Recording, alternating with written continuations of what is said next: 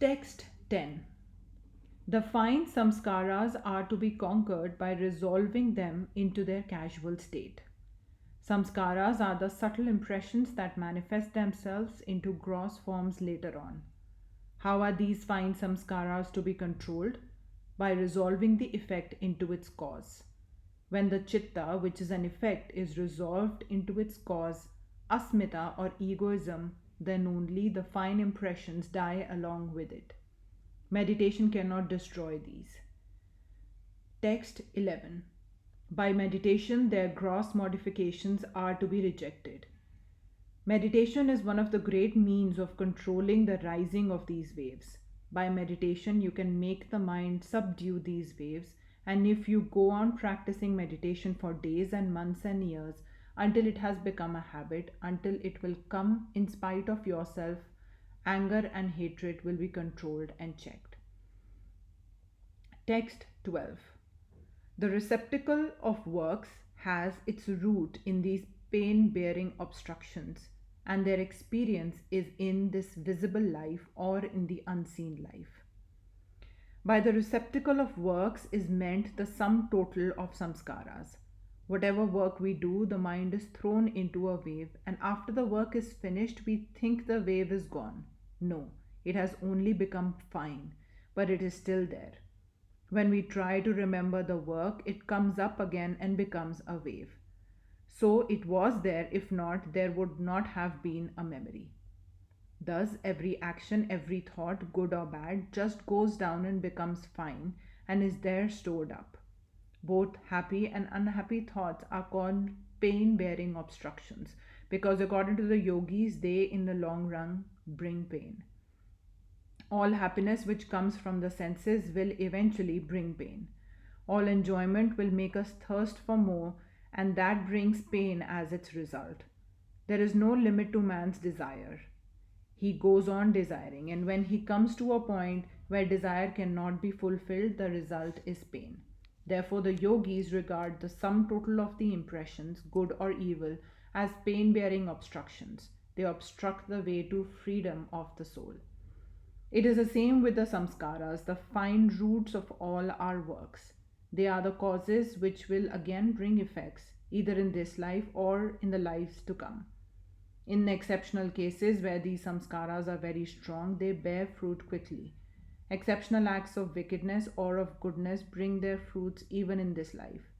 The yogis hold that men who are able to acquire a tremendous power of good samskaras do not have to die, but even in this life can change their bodies into god bodies. There are several such cases mentioned by the yogis in their books. These men change the very material of their bodies. They rearrange the molecules in such fashion that they have no more sickness, and what we call death does not come to them. Why should not this be? The physiological meaning of food is assimilation of energy from the sun. The energy has reached the planet. The plant is eaten by an animal and the animal by man. The science of it is that we take so much energy from the sun and make it part of ourselves. That being the case, why should there be only one way of assimilating energy? The plant's way is not the same as ours. The earth's process of assimilating energy differs from our own. But all assimilate energy in some form or other. The yogis say that they are able to assimilate energy by the power of the mind alone, that they can draw in as much of it as they desire without recourse to the ordinary methods. As a spider makes its web out of its own substance and becomes bound in it and cannot go anywhere except along the lines of that web, so we have projected out of our own substance this network called the nerves, and we cannot work except through the channels of these nerves. The yogi says we need not be bound by that. Similarly, we can send electricity to any part of the world, but we have to send it by means of wires. Nature can send a vast mass of electricity without any wires at all. Why cannot we do the same?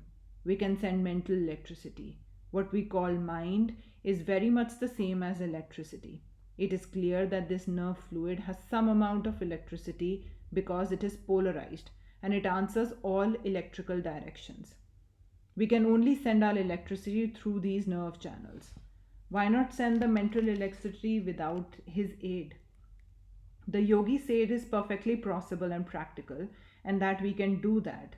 You will have to work all over the universe. You will be able to work with anybody anywhere without the help of the nervous system. When the soul is acting through these channels, we say a man is living, and when these cease to work, a man is said to be dead. But when a man is able to act either with or without these channels, birth and death will have no meaning for him. All the bodies in the universe are made up of tanmatras. Their difference lies in the arrangement of the latter.